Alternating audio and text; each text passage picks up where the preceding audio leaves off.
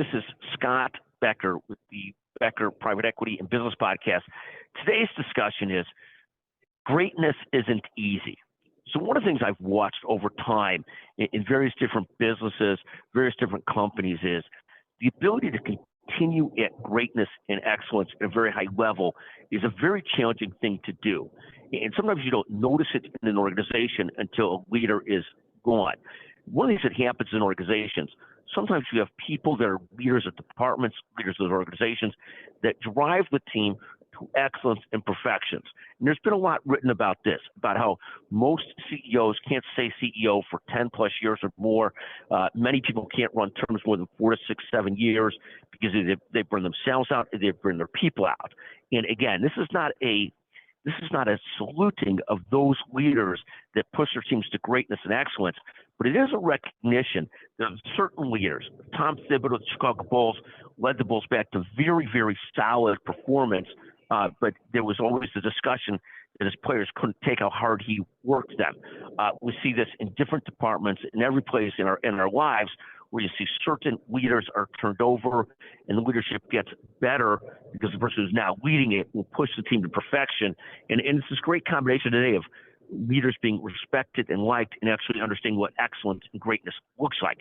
We also see the counter when a leader leaves and all of a sudden you see a fall off in the quality of delivery. And sometimes that leader has been someone that people always complained about. Oh my goodness, that person worked us so hard. They made us do this. They held us to standards, held us to accountability. But sometimes you miss that leader when they're gone. We've seen this many times over the years. I've seen great leaders in some of the organizations I work with that were known for being a little bit strong on people. And at the end of the day, some of those leaders have sustained themselves as leaders for 15, 20 years. We found that some of the people that worked for them really just didn't have the wherewithal to drive the organizations as they should. A caveat to this is a discussion that we always have is that and this is an unpopular statement, but I believe it's true. Every organization needs a police officer.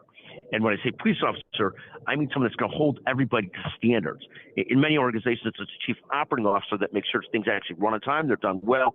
And it's often a thankless job to be the police officer in an organization that holds everybody to exacting standards and standards of excellence.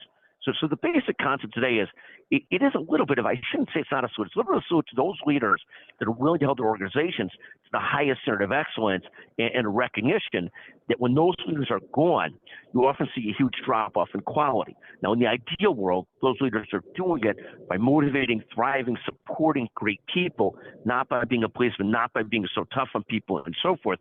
But at the end of the day, you really do notice when you've got a leader that pushes towards greatness. It's not always fun. It's not always easy, but it is something to watch and see when a leader brings out constant greatness in an organization and a team.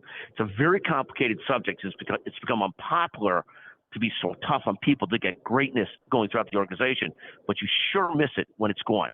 Thank you for listening to the Becker Private Equity Podcast. We're again at 773-766-5322. If you text me, greatness isn't easy, and you're the first person to text me, I'd love to hear your thoughts, and we'll send you a $100 Amazon gift certificate. Thank you for listening to the Becker Private Equity and Business Podcast. Thank you very much.